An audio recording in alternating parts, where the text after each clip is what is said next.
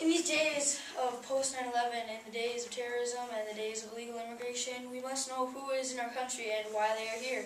With our open door borders and many illegal immigrants, some of which are terrorists, coming in with fake documents, what legal way do we have to keep America safe from the terrorists who are already in our country? How do we do this? The Patriot Act. But what is the Patriot Act? The USA Patriot Act, commonly known as the Patriot Act, is an act of Congress which President George W. Bush signed into law October 28, 2001. The acronym stands for Uniting and Strengthening America by Providing Appropriate Tools Required to Intercept and Obstruct Terrorism Act of 2001. The act was passed 45 days after the September 11, 2001 attack on the World Trade Center in New York City. It substantially expanded the authority of the U.S. law enforcement agencies for the stated purpose of fighting terrorism in the United States and abroad. Among its provisions, the act increased the ability of the law enforcement agencies to search telephone and email communications and medical, financial, and other records, eased restrictions of foreign intelligence gathering within the United States, expanded the Secretary of Treasury's authority to regulate financial transactions, particularly those involving foreign individuals and entities, and enhanced the discretion of law enforcement and immigration authorities in detaining and deporting immigrants suspected of terrorism-related acts. The act also expanded the definition of terrorism to include domestic terrorism, thus enlarging the number of activities to which the Patriot Act expanded law enforcement powers to be applied. And now, a lot of people around the U.S. have come out in opposition of the Patriot Act because of the belief in invasion of privacy and against the Constitution. They get this claim by quoting the Fourth Amendment, which says the right of the people to be secure and in persons, house papers, and effects against unresponsible researches and seizures shall not be violated, and no warrant shall issue, but upon probable cause supported by the oath of termination, and particularly describing the place to be searched and the persons or things to be seized. People think the Patriot Act is breaking the amendment's rules, and that is why they are against it, but they don't know the truth behind the Patriot Act. People think that the government wiretaps random people, which is a violation of the Constitution, but this is simply not the case. The Patriot Act is used by the FBI and the CIA to discover if there might be a terrorist or terrorism plot afoot, but they don't do this by the means of the public. They think they do. They do not just randomly wiretap. What they do is they sit down on a computer and enforce a tactic down as data mining. They type a word like terrorist or terrorism or bomb into the computer, and then their computer will go through computers around the country looking for these words on the computer. If they find the word they were searching for, they will then look at the document, and the document saying something like police arrest NJ man with bomb trap chest, and they will leave it alone and keep searching. But if they find an email saying, "Dear Hakim, I am building a bomb and I am planning to blow up the UN," then because of this proof, they are now presented with the case that they might wiretap that person to see what their exact plans are. And because of this, they are able to arrest a terrorism bomber, and the U.S. is safer for it.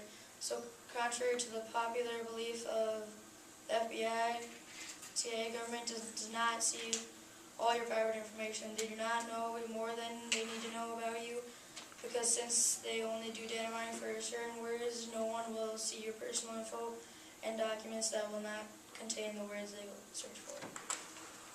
Okay, so that was the opening argument for the team that is pro-Patriot Act or in favor of the Patriot Act. At this point, they're going to do cross-examination. So the team they're debating against can now ask them questions. Okay, and they have a maximum of 4 minutes to do so. And the timer starts now. All right, go ahead.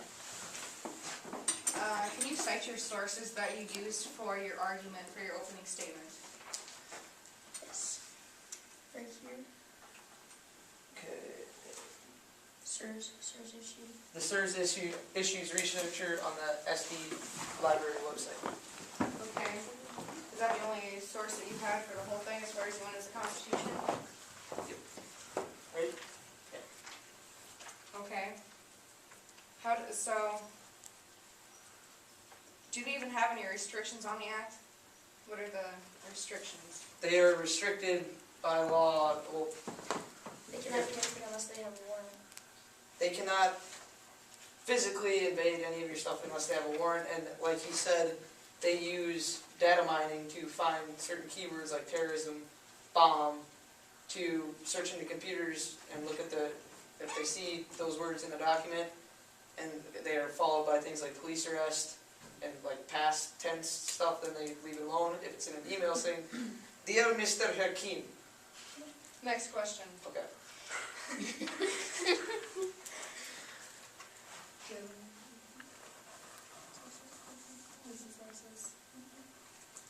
What is your definition of the warrant, the search warrant?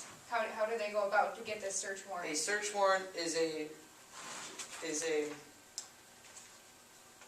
pretty much permission from a judge to search a certain premises. Do you have proof that all of the warrants are issued by judges?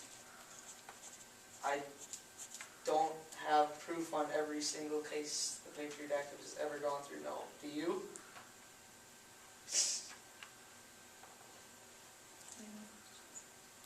Do you honestly think that all of them were asked by a judge? That all of them... All physical warrants were declared by a judge, or the cops probably got in big trouble. So you honestly, personally think that? I honestly, personally believe that. Okay, how much does this affect everyday Americans? Very little. Do you have sources?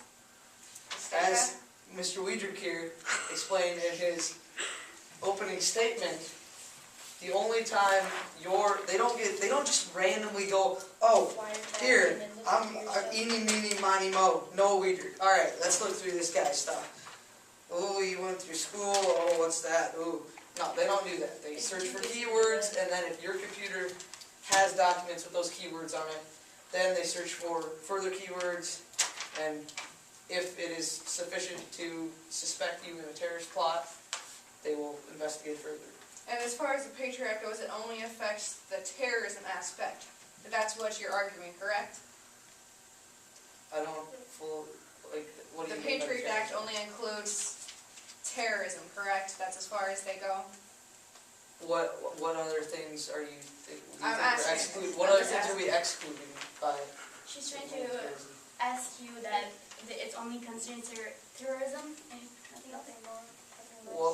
What else would it be concerning? I'm asking you. You tell us. It's to stop terrorism in the United That's States. the only thing that it is. That it is used to stop terrorism and plots Okay. to harm American citizens. All right. Do we need to keep filling up our time slot, or? No, if that's sufficient, you can be done. Sit here for 20 seconds. Staring at me. All right, we'll reset the clock for another 5 minutes. The girls will have 5 minutes to compose their opening argument against the Patriot Act. I'm sorry, I'm a little sick.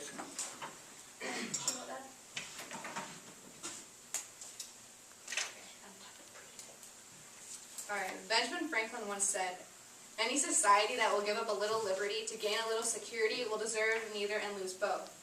By this he means that giving up our liberty, we will gain no security and there will be no limit on what is private. Today I will explain why the Patriot Act is really the Violation Act. Ben Franklin lived through war times. He knew danger more than we knew. War was an everyday thing for people at that time, and not just an occasional shock like it is for us. As far as the 9/11 attacks or even the recent Paris attack, it's not an everyday thing. The first reason is because the Patriot Act does no good because it violates Americans' rights to privacy. From the NSL letters, there were 53 reported criminal referrals over a 3-year period. The 3-year period had 17 for money laundering, 17 for immigration, 19 for fraud, and 0 for terrorism. The Patriot Act was for terrorism only after 9/11, but they are abusing it for everything now. And that was from the U.S. Justice Department. it goes in to talk about the Fourth Amendment, and that is the right of the people to be secure in their persons, houses, papers, and effects against unreasonable searches and seizures shall not be violated, and no warrant shall issue but upon probable cause, supported by the oath or affirmation, and particularly describing the place to be searched and the person or things to be seized.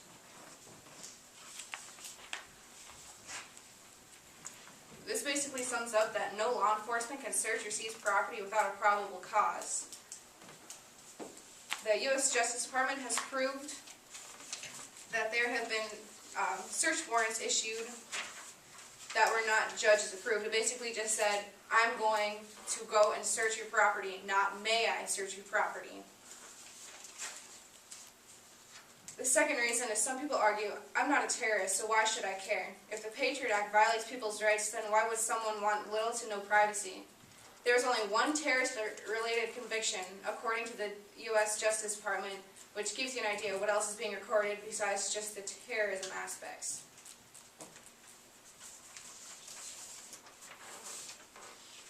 In response to 9 NSL's 11,100 Americans' telephone account records were turned over to the FBI, which basically means that the FBI was searching these people's telephone records with or without a probable reason, which is, again, violating the Fourth Amendment. Sources for that is the U.S. Justice Department. There are at least 34,000 law enforcement and intelligence agents that have access to phone records collected through these NSLs, and NSL stands for National Security Letters. The abuse of privacy. The Patriot Act does not require information obtained by NSLs to be destroyed, even if the information is determined to concern innocent Americans.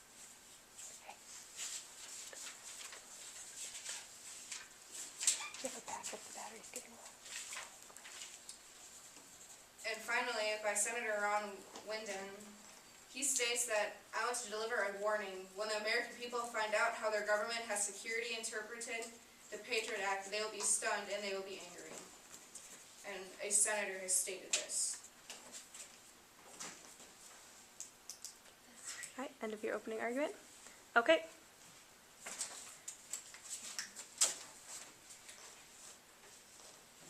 We're just getting a backup camera set up because this battery's getting low.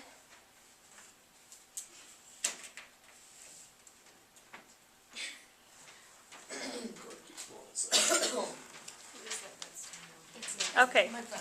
Now we will have 4 minutes of cross-examination. I got this. You need 1 second your video.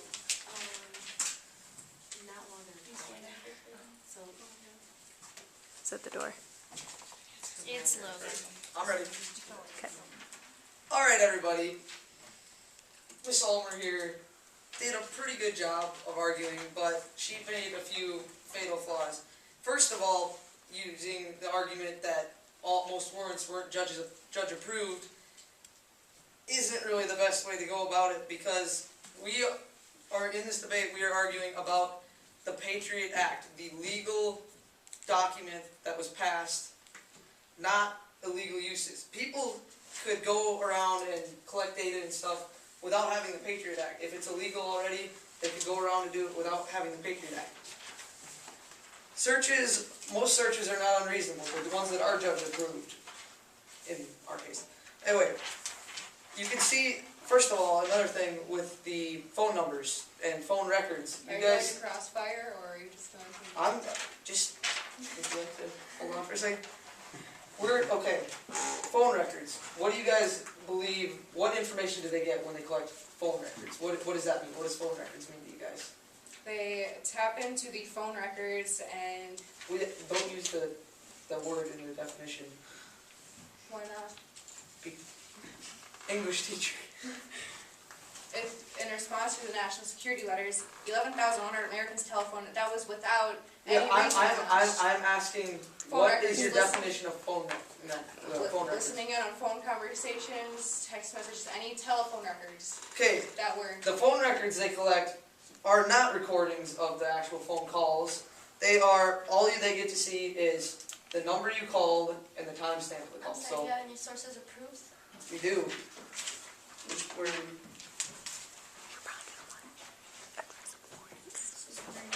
not have physical recordings of the phone calls. They just have the number you called and how long you called. And these are all with search warrants. Well, They can tap in without a search warrant. That's violation of the Fourth Amendment, I believe.